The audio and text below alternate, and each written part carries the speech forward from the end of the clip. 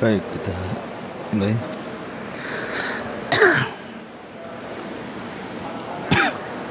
Tes. Belum bunyi ya?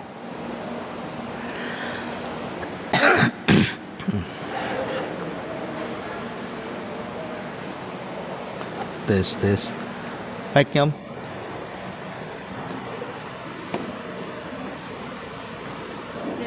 Enggak. Nah, ini udah.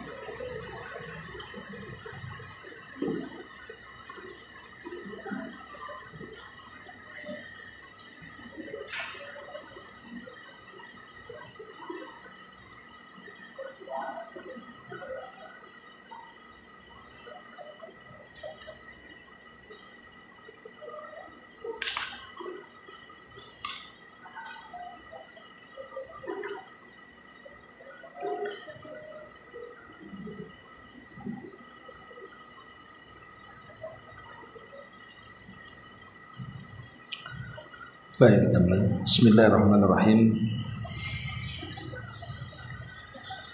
Assalamualaikum warahmatullahi wabarakatuh.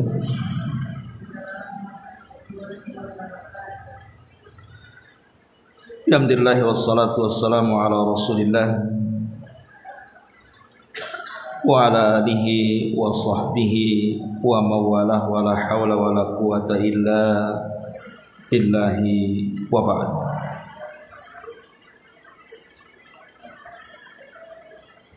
Baik, kita lanjutkan kajian kita, masih membahas kitab Umdatul Ahkam,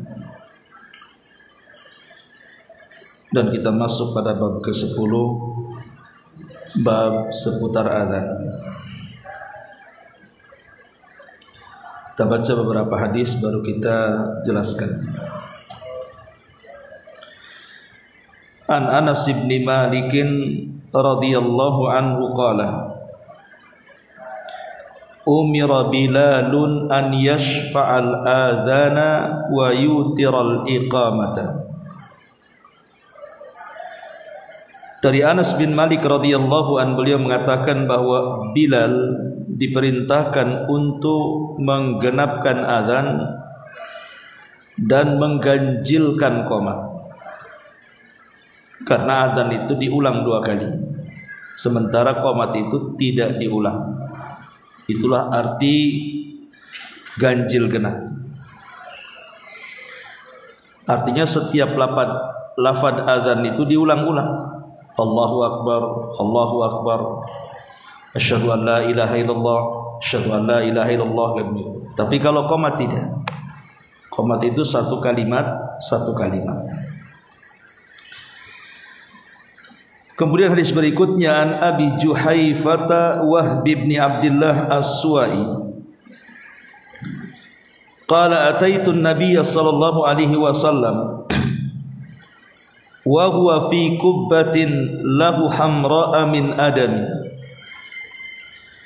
qala fa kharaja Bilalun biwudu famin nadhihin wa na'ilin qala fa kharaja an-nabiy sallallahu alaihi wasallam wa alaihi hullatun hamra hatta ka'anni anzuru ila bayadi saqaihi qala fatawadda wa adzana Bilalun qala atatabba'u fahu hahuna wa hahuna yaqulu yaminan wa shimalan hayya 'alas salati hayya 'alal falahi thumma rukizat lahu anazatun fataqaddama wa shalla adh-dhuhra wal asra rak'ataini thumma lam yazal yusalli rak'ataini hatta raja ila al-madinati. Abu Juhaifah Wahab bin Abdullah As-Suwai berkata, aku menemui Nabi sallallahu alaihi wasallam tatkala beliau berada di dalam tenda bundar beliau yang berwarna merah yang terbuat dari kulit binatang yang telah disamak. Lantas Abu Juhaifah berkata, Bilal lantas keluar dengan membawa air wudu. Ada yang berwudu dengan bekas air wudu Nabi, ada pula yang berwudu dengan bekas air wudu yang lainnya, yang juga bekas air wudu Nabi. Abu Juhaifah berkata, Nabi lantas keluar dengan pakaian merah seolah-olah aku bisa melihat kedua betisnya yang putih. Kemudian juga Abu Juhaifah berkata juga, Nabi lalu berwudu dan Bilal mengumandangkan azan. Kemudian Abu Juhaifah juga berkata, aku pun mengikuti gerakan mulutnya ke sana dan kemari. Maksudnya ke kanan dan ke kiri. Bila Bilal mengucapkan hayya 'alas shalah dan hayya 'alal falah, lalu sebuah tombak lantas ditancapkan untuk Nabi. Nabi pun maju ke depan dan mengerjakan salat zuhur dan asar 2 rakaat. Maksudnya qasar dan jama'. Beliau senantiasa mengerjakan 2 rakaat hingga beliau kembali ke kota Madinah. Karena ketika itu beliau sedang safar, makanya di jama' dan qasar. Syahidnya dalam hadis ini bahwa Bilal melakukan azan dan saat membaca hayya 'alas shalah dan hayya 'alal falah, beliau menengok ke kanan dan ke kiri. Kemudian hadis berikutnya nanti kita jelaskan, kita baca hadisnya dulu. An Abdullah bin Umar radhiyallahu anhuma anin Nabi sallallahu alaihi wasallam qala inna Bilalan yu'adzinu bilailin fakulu washrabu hatta yu'adzina ibnu ummi maktum. Abdullah ibn Umar meriwayatkan dari Nabi bahwa beliau bersabda, sungguh Bilal mengumandangkan azan masih terlalu lama. Artinya beliau azan di azan pertama subuh, karena subuh ada 2 azan. Bilal di azan pertama. Oleh karena itulah maka selama mendengar azan Bilal silahkan makan dan minum sampai terdengar Ibnu Ummi Maktum mengumandangkan azan. Karena Ibnu Ummi Maktum azan di waktu subuh, sementara Bilal azan di azan pertama subuh. Artinya azan subuh 2 kali, hanya subuh saja yang azan 2 kali. Dan yang terakhir di sini, An Abi Sa'id Al-Khudri radhiyallahu anhu qala qala Rasulullah sallallahu alaihi wasallam, idza sami'tumul muadzin faqulu mithla ma yaqulul muadzin. Abu Sa'id Al-Khudri mengatakan bahwa Nabi sallallahu alaihi wasallam bersabda, jika kalian mendengar muadzin mengumandangkan azan, maka ucapkanlah seperti yang diucapkan muadzin. Baik. Ma'asyiral muslimat yang dimuliakan Allah Subhanahu wa taala. Bicara tentang syariat azan, ada beberapa hal yang kita akan sampaikan. Pertama, bicara soal fadilahnya dulu.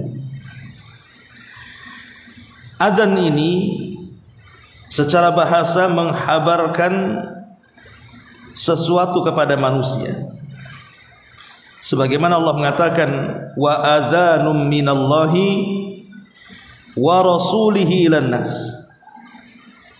Dan ini adalah seruan dari Allah dan Rasulnya kepada manusia. Jadi azan itu secara bahasa adalah seruan, ajakan.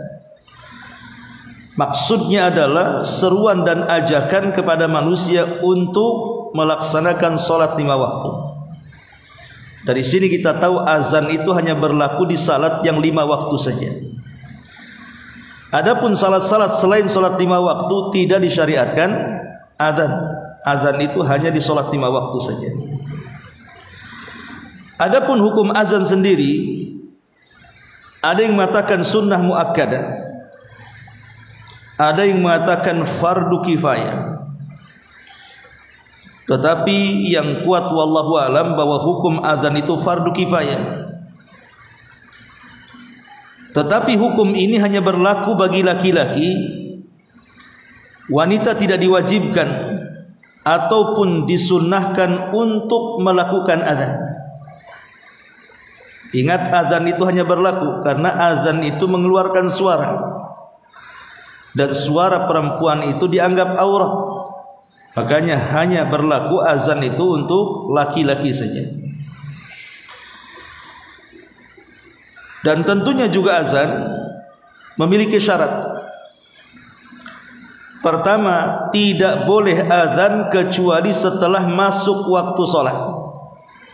Sebelum waktu masuk sholat datang, maka tidak boleh azan. Yang kedua, seorang muadzin harus berniat untuk azan supaya ibadahnya diterima oleh Allah Subhanahu wa taala. Hanya saja niat azan tentu dalam hati. Kemudian yang ketiga, dikumandangkan dengan bahasa Arab. Tidak boleh azan itu diterjemahkan. Harus menggunakan teks aslinya. Walaupun bisa diterjemahkan, tapi tidak boleh kecuali dengan menggunakan bahasa Arab. Kemudian yang keempat, bahwa tidak boleh seseorang itu ketika mengumandangkan azan sampai terjadi lahan. Apa itu lahan? Lahan itu artinya ucapan-ucapan yang bisa merubah makna. Seperti mamanya Allahu Akbar, dipanjangkan alifnya Allahu Akbar, tidak boleh, karena akan merubah makna. Kalau Allahu Akbar, ya Allah Maha Besar. Tapi kalau Allahu Akbar, apakah Allah Maha Besar? Jadi pertanyaan nantinya. Jadi tidak boleh adalah kesalahan mengucap yang bisa kemudian merubah makna daripada kalimat-kalimat azan. Kemudian yang kelima, lafaz-lafaz azan itu diucapkan sesuai dengan urutan. Tidak boleh diambil tengahnya baru awal baru akhir, atau diambil akhirnya tengah kemudian awal. Ya, sesuai urutan yang diperintahkan lafaz yang diucapkannya itu. Kemudian yang keenam, lafaz-lafaznya diucapkan secara bersambung. Tidak boleh Allahu Akbar kemudian ngambil air dulu, minum dulu, balik lagi. Nah, jadi harus bersambung dari mulai adzan sampai akhir, berturut-turut. Kemudian yang nomor 7, yang terakhir, adzan diperdengarkan kepada orang yang berada tidak di tempat. Jadi adzan diperdengarkan kepada orang yang tidak berada di tempat muadzin. Tapi kalau orang yang sudah berkumpul, memang nggak ada orang lain, ngapain adzan, langsung qomat saja. Tapi kalau masih ada orang-orang di luar yang belum hadir, maka baru diseru, dipanggil dengan suara adzan. Ini 7 syarat seseorang itu menjadi muadzin. Adapun tentang sifat muadzin sendiri, pertama dia harus seorang muslim. Tidak boleh muadzin itu kafir, dia harus muslim. Yang kedua, seorang muadzin itu harus adil dan amanah, tahu kapan waktu sholat. Jangan di luar waktu sholat adzan dia, ngagetin orang. Jam 9 adzan, kan ngagetin orang, nanti semua datang ke masjid. Giliran jam 12 adzan tak datang pula ya. Jadi adzan itu harus, muadzinnya harus amanah dan adil. Yang kedua, yang ketiga, ikhlas karena mengharap wajah Allah. Muadzin harus ikhlas, bukan karena mengambil sebuah upah dari azannya, kecuali karena diberi hadiah mungkin. Tapi kalau niatnya karena ingin mencari uang, sebaiknya jangan mencari pekerjaan muadzin. Kemudian yang keempat, memiliki suara yang bagus. Memiliki suara yang bagus, yang lantang, supaya menjadikan orang yang terpanggil azan itu mau datang ke masjid. Kemudian yang kelima, mengetahui kapan masuknya waktu sholat. Jangan sampai kemudian tidak tahu kapan masuknya waktu sholat. Dan sekarang Allah mudahkan dengan adanya jadwal pemerintah. Duhur jam sekian, asar jam sekian, maghrib jam sekian, isya subuh jam sekian. Artinya bagi muadzin sekarang tidak perlu melihat bancret, kata orang dulu itu, diletakkan satu tombak kemudian lihat bayangan matahari. Tidak perlu. Apalagi di zaman sekarang juga kalau dibuat kayak gitu nggak paham juga. Makanya kalau sudah pemerintah mempermudah, ikut saja. Ma'asyiral muslimat yang dimuliakan Allah Subhanahu wa taala. Adapun beberapa hal yang disyariatkan juga dalam tata cara azan. Pertama, azan dalam keadaan suci. Walaupun ini sunnah saja. Artinya walaupun dia tidak suci, tidak sempat berwudu kemudian azan, sah-sah saja azannya. Tapi sebaiknya azan dalam kondisi suci. Yang kedua yang disyariatkan atau disunnahkan, azan itu harus menghadap kiblat. Tapi kalaupun tidak menghadap kiblat, ya tetap sah saja azannya. Kemudian yang ketiga, dalam posisi berdiri, bukan duduk. Dan itu sunnah hukumnya. Karena Nabi SAW menyebutkan yang diriwayatkan oleh Ibnu Umar, ketika Bilal hendak azan, apa kata Rasul? Qum ya Bilal, berdirilah wahai Bilal. Jadi azan itu dalam posisi berdiri. Kemudian juga memasukkan jari ke lubang telinga, karena dia akan berteriak, supaya telinga dia sendiri tidak kepakikan dengan suaranya. Dan ini perbuatan yang biasa dilakukan oleh sahabat Bilal, meletakkan ujung jari telunjuk ke lubang telinga. Kemudian yang kelima, menyambung tiap dua takbir. Artinya menyambung kalimat Allahu Akbar, Allahu Akbar. Tidak boleh ada jeda ketika dalam sambungan itu. Dalam pengulangan tidak boleh ada jedanya, langsung Allahu Akbar, Allahu Akbar. Jangan Allahu Akbar, diam dulu, Allahu Akbar. Enggak boleh ada jeda seperti itu. Harus menyambung. Kemudian yang keenam, menolehkan kepala ke kanan dan ke kiri, seperti yang hadis yang kita baca di sini, hadis daripada Abu Juhaifah tadi, di mana Bilal saat membaca hayya 'alas shalah, beliau mengarahkan pipinya ke arah kanan. Jadi gini, hayya 'alas shalah gitu ya. Ketika hayya 'alal falah dia ke kiri, hayya 'alal falah gitu ya. Jadi ditengokkan ke kiri dan ke kanan dalam hayya 'alataini. Kemudian yang terakhir, menambahkan as-salatu khairum minan naum pada azan subuh. Itu namanya sunnah-sunnah dalam azan. Baik, kita akan membahas tentang keutamaan azan yang sangat luar biasa. Makanya kalau ibu punya suami dan dia seorang muadzin, berbahagia. Atau dari sekarang latih anak-anak ibu untuk menjadi seorang muadzin, karena pahalanya luar biasa. Lalu apa saja pahala yang akan didapatkan seorang muadzin itu? Pertama, muadzin itu akan mendapatkan leher panjang pada hari kiamat.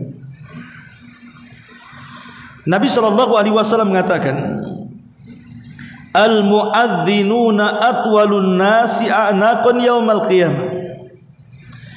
Seorang muadzin itu memiliki leher yang panjang di antara manusia pada hari kiamat. Apa makna panjang leher di sini? Apakah leher yang panjang kayak jerapah begitu? Diambil kepada hakikatnya. Ada yang mengatakan ini bentuk kias, majaz. Maksudnya leher panjang itu di mana muadzin memiliki kedudukan tinggi di tengah-tengah manusia kelak di padang mahsyar pada hari kiamat. Dia mendapatkan kedudukan yang sangat tinggi sehingga Rasul membahasakan dengan panjangnya leher kelak pada hari kiamat. Tapi ada juga yang mengatakan ya panjang leher, ya panjang leher, di mana panjangnya leher itu akan menyelamatkan dia dari banjir keringat pada hari kiamat. Karena seseorang kalau terendam air hanya sampai bahu saja, umpamanya ada kolam renang, dalamnya hanya sampai bahu saja, kan tidak merepotkan kita. Karena leher ke kepala belum tenggelam.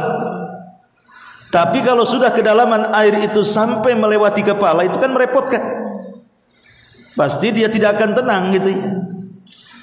Jadi seorang muadzin akan mendapatkan ketenangan pada hari kiamat, tidak takut tenggelam dengan keringatnya. Ini yang pertama. Kemudian yang kedua, suara azan dari muadzin itu mampu mengusir setan.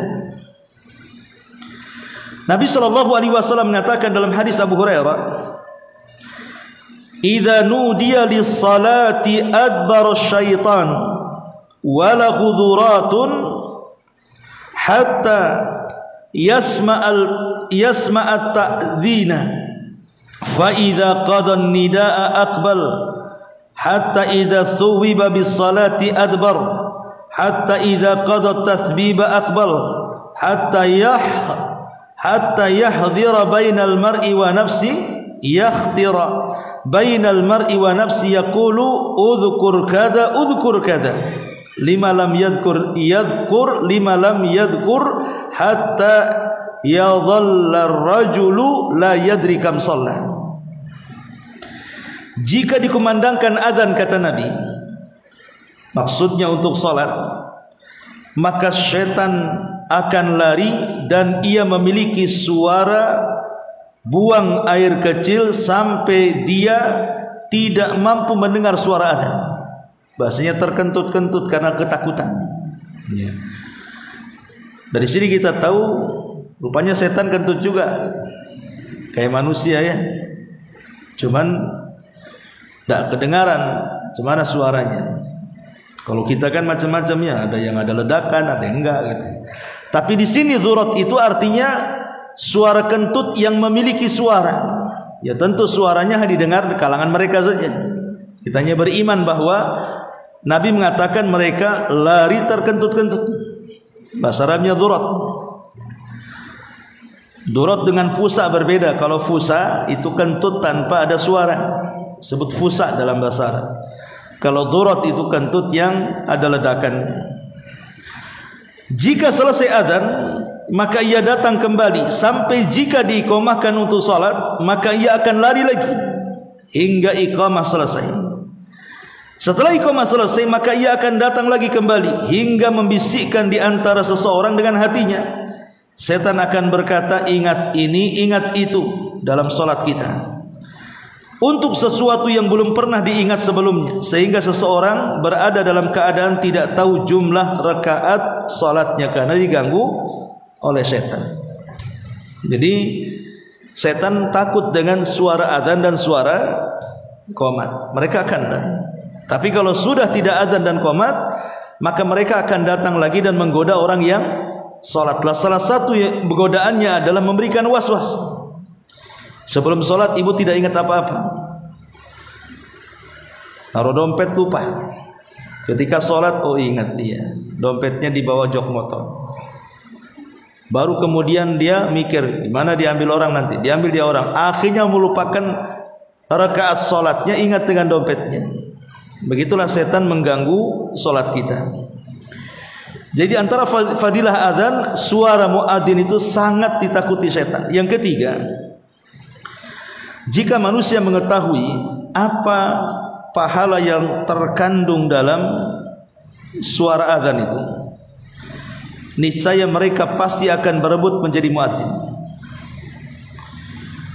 Dalam hadis Abu Hurairah radhiyallahu an, Nabi mengatakan, "Lau ya'lamun nasu ma fin nida'i was-saffil awwal thumma lam yajidu illa an yastahimu alaihi lastahamu walau ya'lamuna ma fi tahjiri lastabaqu ilaihi walau ya'lamuna ma fi al-atamati was-subhi la atauhuma walau habwan." Kata Nabi, jika manusia mengetahui kandungan pahala besar dalam azan itu, ataupun dalam berdiri saf pertama dalam salat, niscaya mereka akan saling mengundi untuk merekalah yang paling depan melakukannya. Kemudian Nabi juga mengatakan, jika mereka manusia mengetahui apa yang ada dalam bersegeranya berangkat menuju masjid, maka niscaya mereka akan berlomba-lomba mendatangi masjid. Jika manusia mengetahui pahala yang besar yang ada pada solat isya dan juga solat subuh, maka niscaya mereka akan mendatangi kedua solat tersebut walaupun dengan cara merangkak dari rumahnya. Syahidnya di sini, kalau seandainya manusia tahu kandungan pahala azan, tentu manusia akan berlomba-lomba walaupun saling mengundi. Jadi kalau ada orang yang sudah pegang mic mau azan, kita datang, sudah saya aja yang azan, saya kasih kamu 100.000 pulang sana. Nanti datang yang lain, udah saya saja, saya kasih kamu 1 juta biar saya ngazan. Kalau orang tahu maksudnya ya, cuman kan orang tidak tahu bahwa di balik azan itu ada pahala besar, makanya saling dorong, antum saja, kamu saja, kan itu. Jadi lihat bagaimana pahala seorang muadzin itu, sampai Rasul mengibaratkan kalau orang tahu isi pahalanya, tentu manusia siap mengundi untuk menjadi muadzin. Kemudian yang keempat, suara muadzin itu didengar oleh segala sesuatu, dan semua yang mendengar suara azan itu kelak pada hari kiamat akan menjadi saksi di hadapan Allah karena azannya. Dalam hadis Abi Sa'id Al-Khudri radhiyallahu anhu, di mana beliau berkata kepada Abdullah ibn Abdurrahman bin Abi Salsa'ah Al-Ansari, apa kata Sayyid Al-Khudri? Inni araka tuhibbul ghanama wal badiyata, fa idza kunta fi ghanamika aw bi badiyatika fa'adzin bis salati farfa sautaka bin nida'i fa innahu la yasma'u mada sautil muadzin jinnun wala insun wala syai'un illa syahida lahu yaumal qiyamah. Qala Abu Sa'id sami'tuhu min Rasulillah sallallahu alaihi wasallam. Kata Abu Sa'id Al-Khudri menasihati Abdullah bin Abdurrahman, sesungguhnya saya melihat kamu menyukai kambing dan daerah pedalaman, maksudnya padang pasir. Maka jika kamu berada di antara kambing-kambingmu atau di pedalaman, lalu engkau mengumandangkan suara azan, maka keraskanlah suaramu dengan azan tersebut. Karena sesungguhnya tidaklah mendengar suara muadzin apakah jin, manusia atau apapun binatang dan yang semacamnya, kecuali akan bersaksi untukmu pada hari kiamat. Abu Sa'id mengatakan, sungguh yang demikian ini aku mendengarkan langsung dari Nabi sallallahu alaihi wasallam. Lihat bagaimana keistimewaan seorang muadzin. Berarti semakin kencang azannya, semakin banyak manusia yang mendengarkannya, atau jin yang mendengarkannya, atau binatang yang mendengarkannya, maka semakin banyak saksi dia pada hari kiamat di hadapan Allah Subhanahu wa ta'ala. Ini yang keempat. Kemudian yang kelima, muadzin atau orang yang azan itu akan diampuni dosa-dosanya sesuai dengan suaranya dan mendapatkan pahala seperti pahala orang-orang yang salat bersamanya. Kata Nabi SAW dalam hadis Bara bin Azib, Innallaha wa malaikatahu yusalluna ala saffil muqaddam wal muadzin yughfaru lahu bimaddi sautihi wa yusaddiquhu man sami'ahu min ratbin wa yabisin wa lahu mithlu ajrin man sallama. Sesungguhnya Allah Subhanahu wa ta'ala dan para malaikatnya akan bersalawat untuk siapa? Untuk orang-orang yang berada di saf yang terdepan dan juga muadzin. Di mana muadzin akan diampuni dosa-dosanya sepanjang suaranya, dan dia akan dibenarkan oleh segala sesuatu yang mendengarkannya, baik benda basah atau kering. Dan dia akan mendapatkan pahala seperti pahala orang yang sholat bersamanya. Artinya semakin banyak yang datang ke masjid karena panggilannya, sebanyak jamaah itulah pahala yang akan diterima muadzin. Makin banyak jamaahnya, makin banyak pahalanya. Belum lagi suaranya yang melengking dan jauh jaraknya itu akan mengampuni dosa-dosanya, dan setiap yang mendengarkannya akan siap menjadi saksi kebaikan di hadapan Allah Subhanahu wa taala. Ya. Kemudian yang keenam, Nabi SAW mendoakan secara khusus ampunan kepada para muadzin. Abu Hurairah radhiyallahu an berkata, Rasul bersabda, al-imamu dhamin wal muadzin mu'taman. Kemudian Rasul mengatakan, Allahumma arsyidil a'immata waghfir lil muadzin. Kata Nabi, imam adalah penanggung jawab, tetapi muadzin adalah yang diberikan amanah. Kemudian Rasul mendoakan, ya Allah, berikan petunjuk kepada para imam dan ampunilah dosa-dosa para muadzin.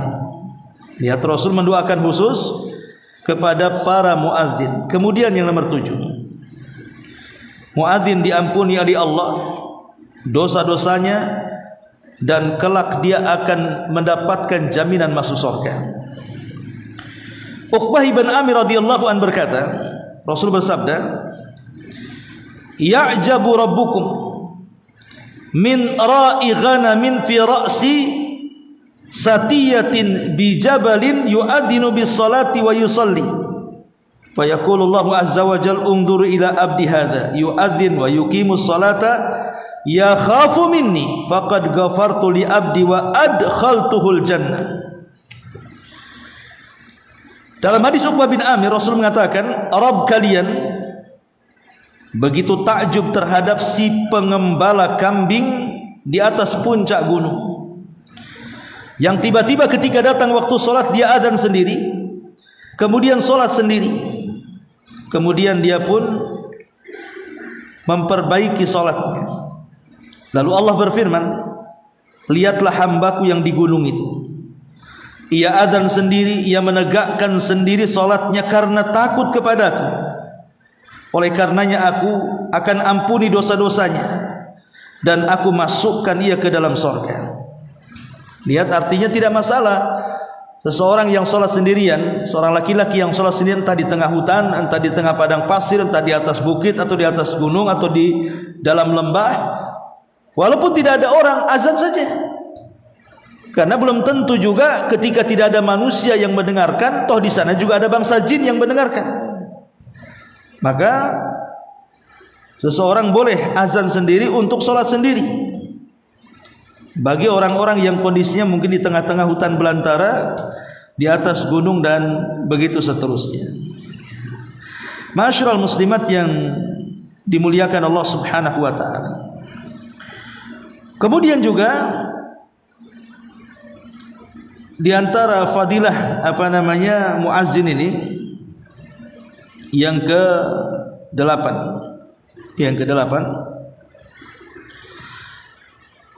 bahwa muadzin ini akan diberikan oleh Allah Subhanahu wa taala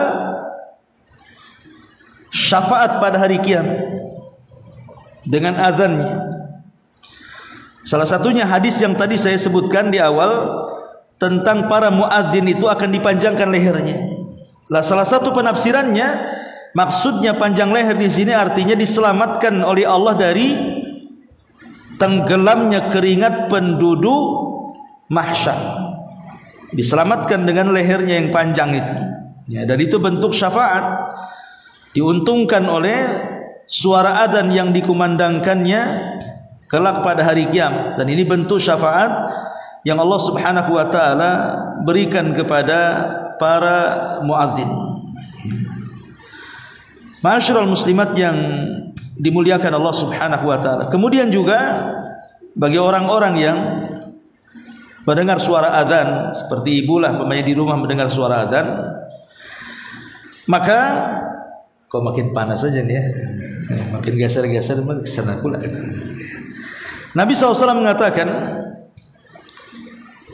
kalau seseorang kemudian idza sami'tum al-muadzin yu'adzin, apabila seorang muadzin mengumandangkan adzan, Allahu akbar, Allahu akbar, Faqala ahadukum, maka salah seorang di antara kalian juga mengulang Allahu Akbar, Allahu Akbar. Jadi ibu kalau mendengar suara azan dari rumah, maka ibu jawablah suara azan seperti lafaz-lafaz yang dikumandangkan muadzin. Dia mengatakan Allahu Akbar, Allahu Akbar, ibu katakan Allahu Akbar, Allahu Akbar. Dia mengatakan asyhadu an la ilaha illallah, ibu katakan asyhadu an la ilaha illallah, sampai kepada hayya 'alas shalah dan hayya 'alal falah. Maka jawabannya berbeda. Rasul mengajarkan la haula wala quwwata illa billah.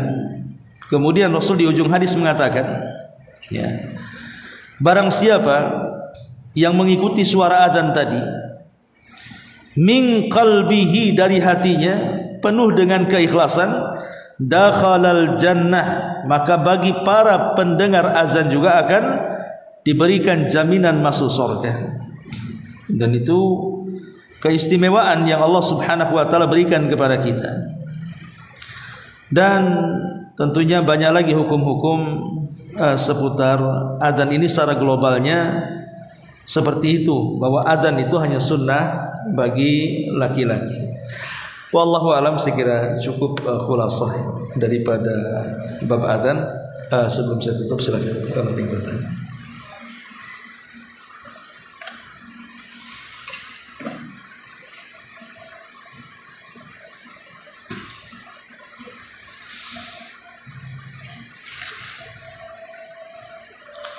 Baik, kalau enggak ada, subhanaka wa bihamdika asyhadu an la ilaha illa anta astaghfiruka wa atubu ilaik. Allahu ta'ala alam. Assalamualaikum warahmatullahi wabarakatuh.